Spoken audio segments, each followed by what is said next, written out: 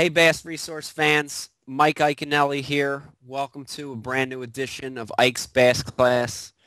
We're here today to talk about a brand new rig sweeping the country right now called the Alabama rig.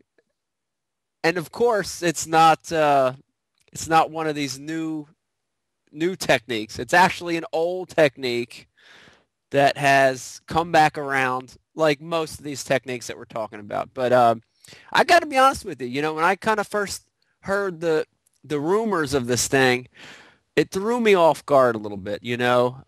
Because in reality, when we say Alabama rig, what we're really talking about for all the saltwater guys is we're talking about an umbrella rig, and an umbrella rig is something, guys have used in saltwater and on the East Coast where I'm from, we've used for stripers for a lot of years.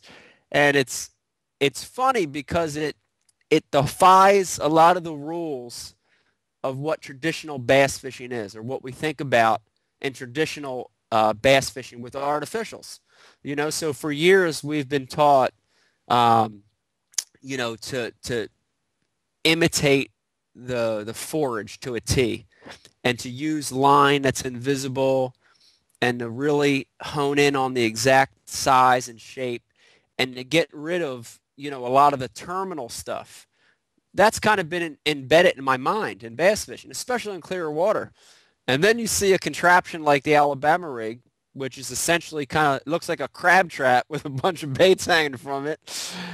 And, you kind of scratch your head. You know, but but in saying all that, I think we need to look at the bigger picture for what we're seeing about this technique. And you can learn something bigger from this than just the technique itself, which is that when you show the fish something that's so different and so unique, especially in places where there's a lot of pressure, heavily pressured situations, then a lot of times you have success. And so, I think that's the bigger moral of this picture. So we'll talk a little bit about the rig, and then I think we'll shift over to talking about this theory of presenting new baits and new actions to the fish to make them bite.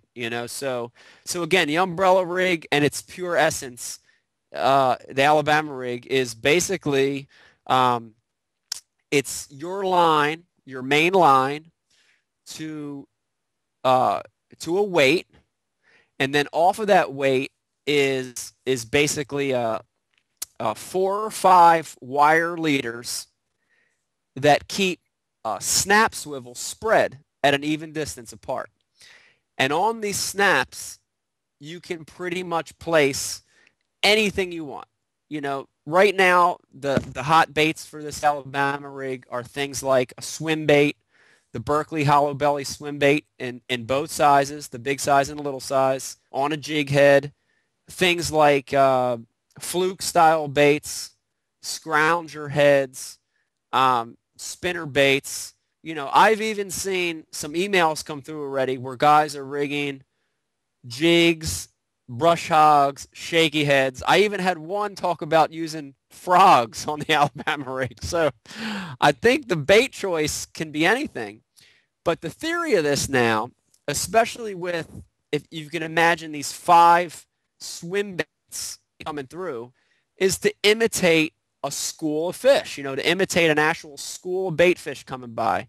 And that's really the key to this Alabama rig or an umbrella rig, is you're imitating something that happens really naturally in the environment.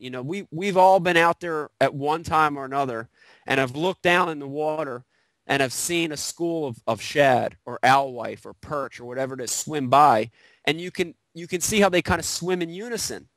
And this rig does a great job of imitating that school. So, so in its essence, that's what the Alabama rig is. It's a spreader. A lot of options on what you can put on the back. You're basically fishing this rig on heavy line, believe it or not. Even in clear water, you're fishing it on 65 or 80-pound braid, and you're fishing it on a rod with a little bit of tip, and that throws some people off too. When I first heard about it, I thought for sure, you were throwing it on an 8-foot broomstick or something like that. But you're actually fishing it on the same kind of rod you'd fish a swim bait or a frog on. So it's, you know, a 7 to 7.5 foot rod with a little bit of tip. So more of a medium heavy action rod. And action-wise, you know, depending on the baits, you can do a lot of things, you know, with the retrieve. But in general, you're basically retrieving it a lot like a swim bait. You're making those baits act like a school and come through the water column in a motion that an actual school of fish would. So that's the Alabama rig, you know. And then I know a lot of you out there doing the same thing I did when I heard about it, which is you're shaking your head like they can't be catching them on this thing. But they are. And that brings us to our second point of this conversation, which is the bigger picture, which is the Alabama rig is presenting something that the fish don't see. You know, so right now as we're taping this interview, you know, you've got a Lake Guntersville FLW tournament going on, and the leader is dominating using the Alabama rig. In fact, I think the top 5 guys are all throwing Alabama rig. And you know Lake Guntersville. BassResource fans especially know Lake Guntersville from some of your trips there.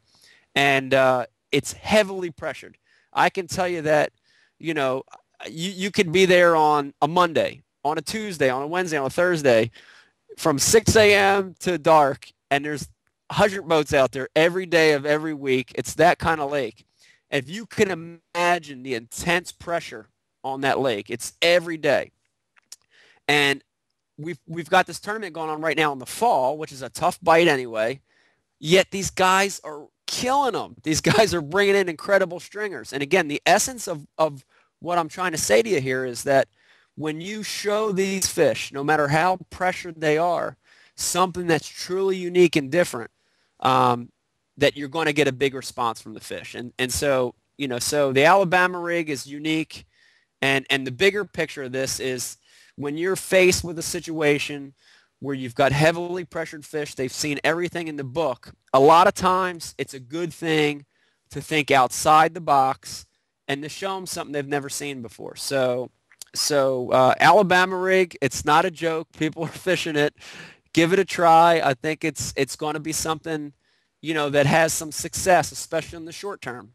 And again, the bigger picture, don't be closed-minded. You know, no matter how much you love to throw your favorite bait, if you get in a place where they've seen every bait in the book, try something different. You know, don't be afraid to go outside of the world of bass fishing.